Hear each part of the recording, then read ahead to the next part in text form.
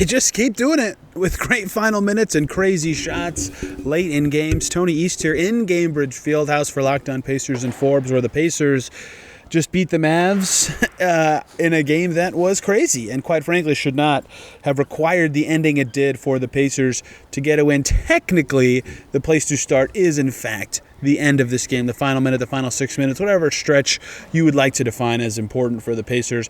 I actually want to start zooming out and go to about 6 minutes to go. With 6 minutes to go, the Mavs were up 11 points.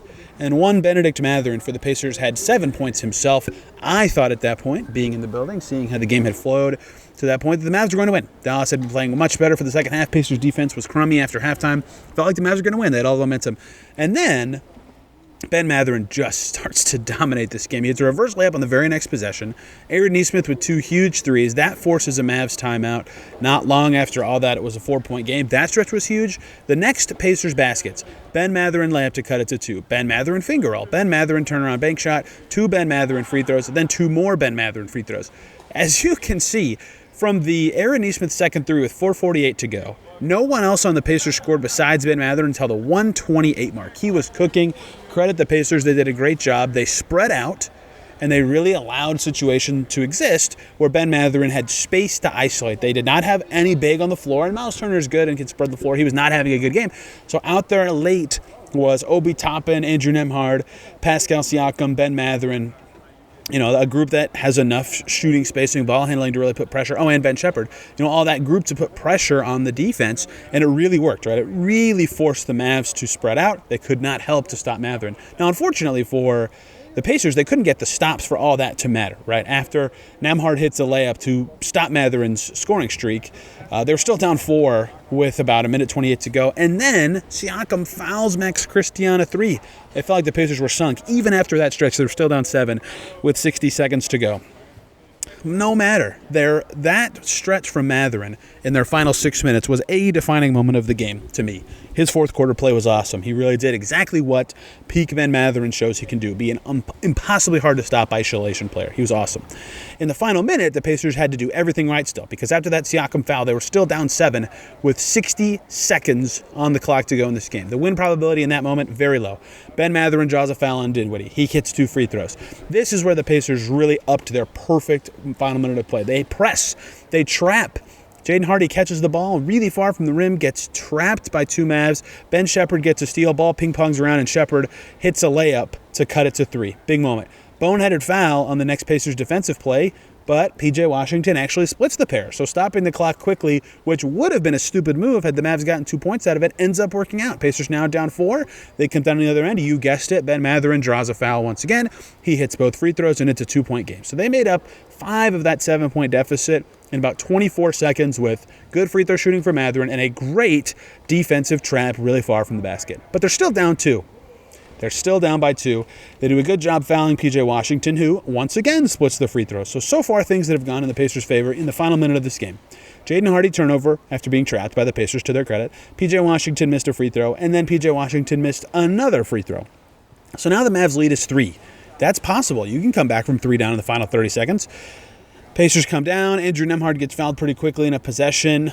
He misses the first one. That also felt like it could be a dagger in the heart for the Pacers. He makes the second, and then the Pacers trap in the press, down by 2, and it works again. This time, Max Christie, instead of Jaden Hardy, is the guy getting pressured. He turns it over. Pascal Siakam with the pressure, and he ends up with the steal. So now, to keep tally of the Mavs' final minute, 2 missed free throws and 2 turnovers, and the Pacers pressed both of those plays to force the turnovers, but very impressive. Siakam finds Nembhard, who, from his signature spot, to about 10 feet over in front of me, over that way. Left slot 3, we've seen him do it against the Warriors in his first signature shot of his career. We've seen him do it against the Knicks in the signature shot of his career. And now against the Mavs, the same spot. Bang. Drill that he said after the game when we talked to him post-game, nothing was going through his head. I found that very funny. Huge shot from him to get to 20 points, and the Pacers were now winning. They had cut a 7-point deficit to a 1-point lead in 44 seconds. It took 2 Mavs missed free throws. It took 2 Mavs turnovers, but ones that the Pacers forced, and perfect free throw shooting and play finishing from the Pacers outside of 1 Nembhard miss for them to come back to that point. They still had to get a stop. Well, no matter. Jaden Hardy, offensive foul on the inbounds for a turnover. Kind of an illegal screen, kind of illegal contact. Aaron Nesmith gets hit in the head. Rick Carlisle gave him credit for sticking his face in there. Mavs don't like the call. If anything, they would want to play on there.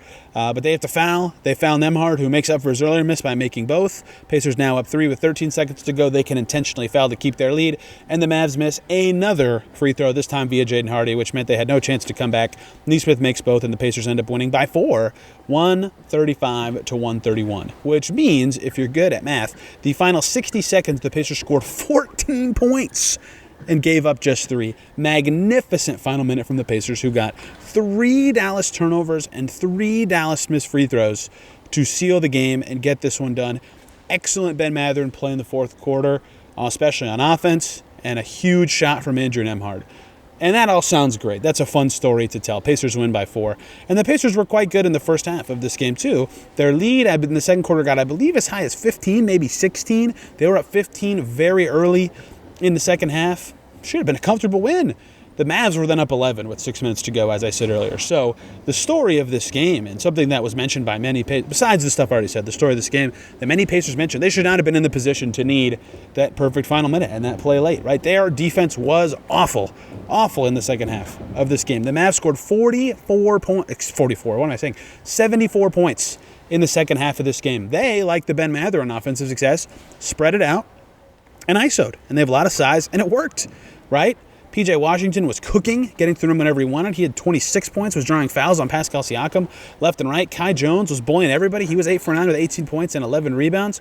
Miles Turner barely played because he didn't play very well against that. Thomas Bryant was defending poorly against that. At least he hit some shots. So the Pacers turned to Tony Bradley for rotation minutes because they were struggling to get what they needed at center. Najee Marshall played very well. Spencer Dinwiddie hit tough shots. I mean, the Mavs, they only had 8 available players. They were all playing pretty well and hitting tough shots, to their credit for making them, and to the Pacers' detriment for their defense, particularly stopping drives. I thought that's where the Pacers certainly looked the worst defensively in this game, was keeping the Mavs away from the basket, and the Pacers rebounding kind of mediocre in this game, only 38 in total as the Mavs made a bunch of shots. But the Pacers' first half defense was pretty good.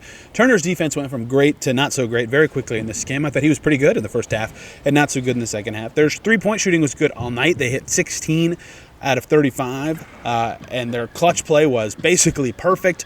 Aaron Nesmith was very good. Pascal Siakam, who I barely mentioned outside of fouling P.J. Washington, was actually exceptional. He had 29 points in this game. Ben Mathurin was awesome. Like, the bench was better, just enough for the Pacers to win a game that they, like they said, should not have needed to be this close, but it was, and yet they come out on top. 3 crazy last-second shots in 8 days for the Pacers to keep themselves afloat. They're 4th in the East. They've got the Brooklyn Nets in this very building tomorrow, and on Saturday we'll be there for both, breaking them down with videos. If you want much more details on this game, Locked On Pacers is the place to go. And for a story on the Pacers bench, check out Forbes and my profile page there. Thank you guys for watching. We'll see you after the next one.